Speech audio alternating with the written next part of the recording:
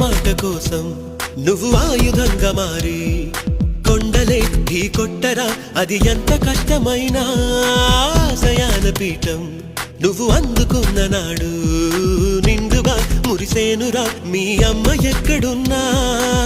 చేయూతే ఇస్తుంటే ఓ స్నేహ బంధం చరితల్లే మారాలి నువ్వెళ్ళు మార్గం.